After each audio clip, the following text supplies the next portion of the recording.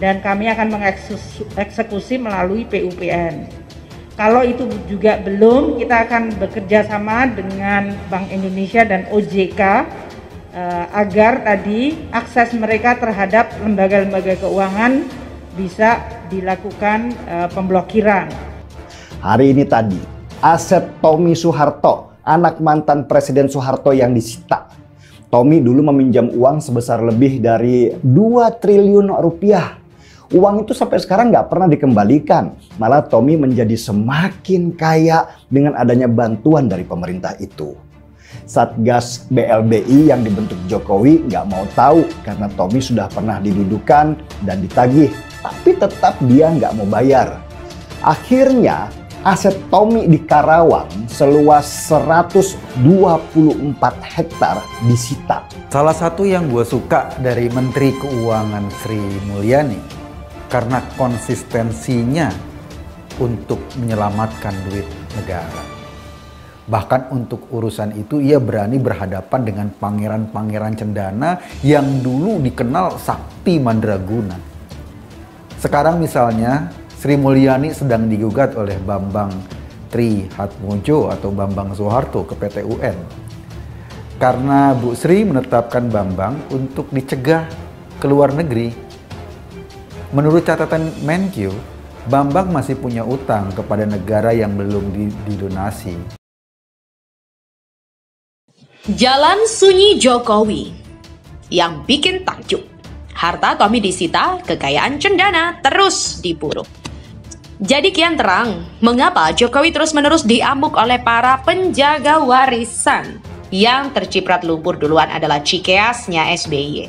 Tommy yang hartanya disita sebesar 1,2 triliun. Serta Prabowo yang tak menyerah untuk terus coba penetrasi peluang memakzulkan Jokowi. Melalui geng ributnya termasuk Pak Yuwono dan juga Andre. Ya, berikut ini ulasannya. Dilansir dari Kompas TV. Lewat keputusan Majelis Mahkamah Agung, Kementerian Keuangan yang dipimpin oleh Sri Mulyani berhasil menyelamatkan uang negara senilai 1,2 triliun dari PT Timur Putra Nasional milik Tommy Soeharto. Menurut situs Sekretariat Kabinet, uang negara itu berupa rekening yang diblokir di Bank Mandiri. Dilansir dari intisari.grid.id, MA memutuskan menolak upaya peninjauan kembali atau PK yang diajukan TPM terhadap putusan PK perkara 118 di PN Jakarta Utara. Putusan MA juga dimuat di situs MA dengan nomor register 716 PK-PDT-2017 dan diputuskan pada 13 Desember 2017 dan sudah dikirimkan ke pengadilan pada 4 Juni 2018 lalu. Melalui putusan itu pula, menurut Kepala Biro Advokasi Tio Serpina Siahaan, maka pemerintah berhak atas dana sebesar 1,2 triliun itu. Tak hanya itu, Sri Mulyani juga memiliki hak tagih atas seluruh utang PT TPN kepada pemerintah RI. Ditambah dengan masih terdapat pula 5 perkara perdata terkait PT TPN di Pengadilan Indonesia yang diantaranya sudah sampai pada tingkat MA. Keputusan itu langsung disambut baik oleh Kepala Biro Advokasi Sekretariat Jenderal Kemenku Tio Serpina Siahaan. Mengapa? Karena menurut Tio, kemenangan itu sudah melalui proses pembuktian dan argumentasi hukum yang kritis. Kemenangan yang dicapai pemerintah sampai tingkat PK sudah melalui proses pembuktian dan argumentasi hukum yang sangat kritis, tajam, dan jelas. Dengan putusan itu, kata Tio, kemenangan pemerintah sebagai pihak yang berhak atas dana sebesar 1,2 triliun pun dikukuhkan. Selain itu, putusan MA itu menjadikan Menteri Keuangan sebagai pemegang hak tagih atas seluruh utang PT TPN kepada pemerintah. Dengan demikian, PT TPN tidak lagi memiliki kesempatan untuk melakukan upaya hukum lain atas perkara mengenai utang PT TPN. Alangkah menakjubkannya jalan sunyi yang dilakukan Jokowi. Perusahaan otomotif Hutomo Mandala Putra alias Tommy Soeharto yang bekerja sama dengan KIA dari Korea Selatan untuk mengerjakan mobil nasional di Indonesia itu awalnya dituduh menunggak pajak bea masuk impor mobil. Hingga akhirnya otoritas memblokir dana 1,2 triliun milik PT TPN di pelbagai bank. Jalan sunyi yang dilakukan Jokowi kian membuat ternganga bila teringat betapa besar nyali yang dimiliki oleh presiden asal sipil ini. Dalam upayanya untuk terus memburu kekayaan tidak sah dari para penjaga warisan dari klan cendana itu. Termasuk upaya Jokowi dalam merebut kembali uang yang diselewengkan Yayasan Super Semar yang amat legendaris itu. Dan setelah 11 tahun bertarung di pengadilan, perlahan uang negara yang diselewengkan ke perusahaan keluarga cendana itu kembali. Kasus bermula saat Presiden Soeharto mendirikan Yayasan Super Semar. pada 16 Mei 1974. Tujuannya tentu saja dikemas amat mulia, yaitu untuk membantu pendidikan Indonesia. Namun pola khas umumnya berulang. Tak lama berselang langsung terlihat sang belang.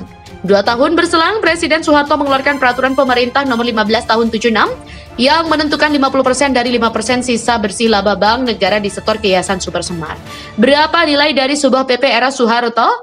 Tak kurang dari 420 juta US dollar dan 180 miliar. Gila. Dalam perjalanannya, dana yang terkumpul bukannya untuk beasiswa, pembangunan gedung sekolah, kampus, dan lain-lain yang sesuai konteks, melainkan malah diselewengkan ke bisnis keluarga cendana beserta kroni. Termasuk diantaranya PT Bank Duta 125 juta US dollar. PT Bank Duta juga kembali diberi dana 19 juta US dollar. PT Bank Duta kembali mendapat kucuran dana 275 juta US dollar.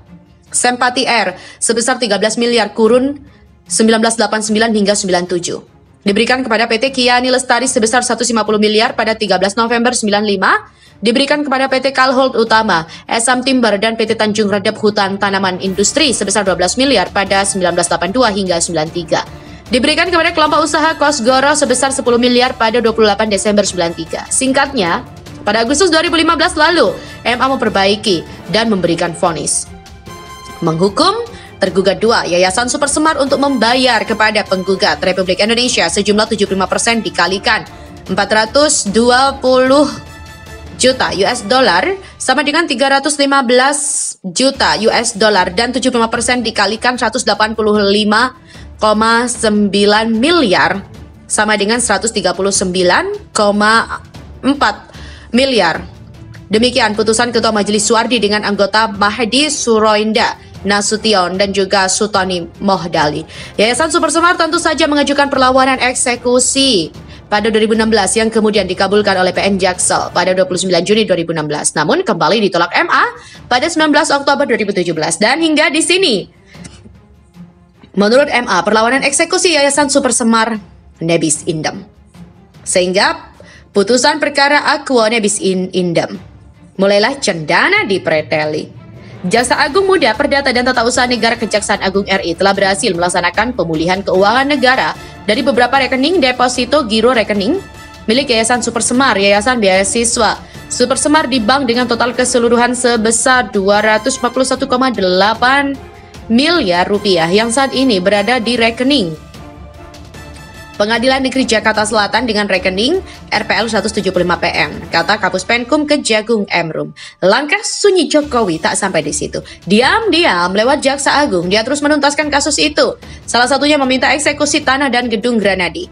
Selain gedung Granadi yang terletak di Jalan HR Rasuna Said, sejumlah aset lainnya disita terkait dengan kasus Yayasan Super Semar. Di antaranya tanah di Megamendung, Kampung Citalingkup, Bogor seluas 8.120 meter persegi. Serta masih banyak lagi dan terus berlanjut. Tak heran bila kemudian para penjaga warisan itu terus-menerus ngamuk ke Jokowi, termasuk salah satunya upaya menunggangi Rizik belum lama ini terkait kasus Jiwasraya yang sayangnya harus dipisah ulasannya demi tak membuat pembahasan kita ini setebal novel kejahatan ya.